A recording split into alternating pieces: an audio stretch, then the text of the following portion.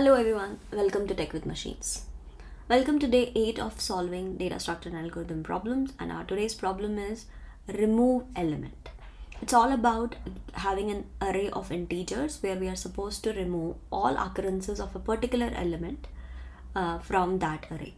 But we are not supposed to actually create a new array, but instead give the length of the new array. What will be the possible length of the new array if we remove that element, if we remove all occurrences of that element. Like in this case, the array has 4 elements in which 3 is existing twice. So if we remove 3 completely, then we will remain only with 2 elements, which is 2, and our length of the array will be actually 2. So in this case, we're not supposed to use a new array, instead do it in place, but give the length of the actual array. So you can think about that if we move somewhere 3 out from the initial positions and till the position we have just the elements which we want, then that position actually will be our length of the new array, right? So as you can see, which means it looks like a position problem. We are dealing with a position here. Maybe we can use a pointer technique, right?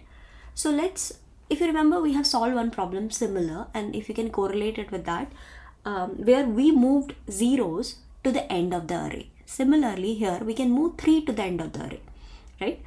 And in case of zeros, we were actually swapping the element. In this case, we really don't care what is going at the end of the array. We just care about the position after which the 3 might appear, but before that 3 should not appear, right? So in this case, let's take L, left pointer 0, and a right pointer has to anyways iterate from the first position till the end, right? Correct? So what we'll do here is we will basically check whether the particular element at that position is equivalent to the element at the is equivalent to the value, right? So if the particular position, right, is equivalent to that value, so let's say right is 0.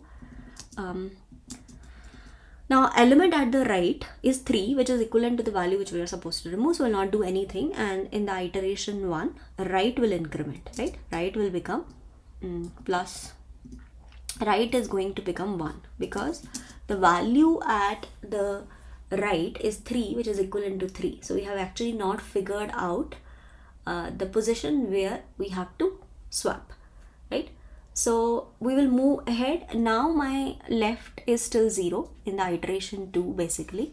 So left is still 0, but in this case right has become 1. Now the value is not equal, the value at that position is not equal to the value which we are supposed to remove. So which means we can swap.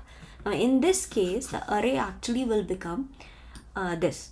Now we don't really need to swap but replace. So basically what we'll do is we'll replace whatever is at the L position with the element which was at the right position, right? So it will basically become 2, 2, 2, 3, something like this, correct? So in this case, we will increment right also, will increment left also. So left becomes 1 and right becomes 2. Now at the position 2, we again encountered that there is an element which is not equal to the value. So we again swap. So at the position 1, we again make 2. So we are done. Now left is incremented to 2 and right is incremented to 3. But at the position 3, we discovered that it is equal to the value which we are supposed to remove. So we will not do anything about it and right will become 4. Now in this case, as right becomes 4, we are out of bound, right? So we are, the L, whatever is the L is actually our element, is actually our length of the new array.